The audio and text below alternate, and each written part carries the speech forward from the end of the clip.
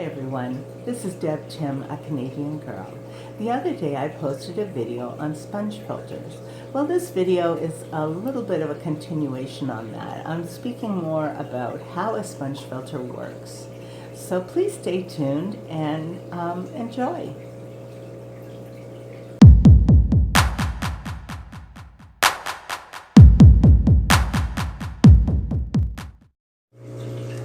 The sponge filter in its simplistic design is a superior filtration system. It simply draws water from your aquarium into the porous sponge material, trapping debris and microparticles from the water column. This is considered a mechanical filter. Once the waste and debris enter the sponge material, the live bacteria living in the pores feed on the nitrogenous waste, such as ammonia and nitrites, that are in the water. The air pump attached to the filter by airline tubing or a power head that would be attached to the top of the lift tube simply create a vacuum sucking debris through the sponge. From the tube attached to the sponge filter, the air bubbles rise, pulling water along behind it. The sponge can simply be rinsed in used aquarium water and squeezed out, clearing it of debris. The sponge itself has a good-sized surface area that is ideal for aerobic bacteria to live and propagate.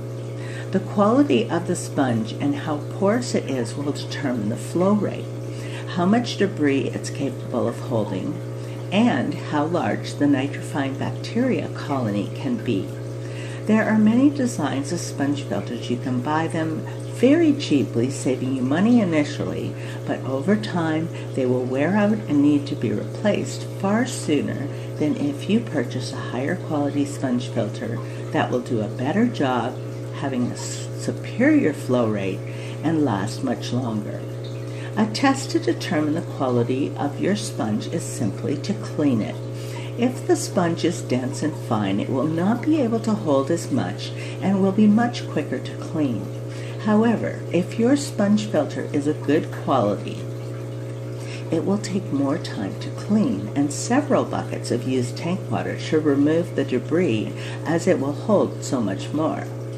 The sponge filters I have in my fry tanks are made of foam material with very fine pores, which is adequate for the purpose that they are used for. But for anything bigger, it will not provide you filtration that you could be getting from a coarser sponge material. A reticulated sponge would give you the best flow rate and will trap the most and largest particles and debris while providing the aerobic bacteria ample room to live and propagate. The reticulated sponge filters are only recommended for large aquariums. It's important that the sponge filter be suited to the flow rate called for by the size of the tank it's intended to be used in.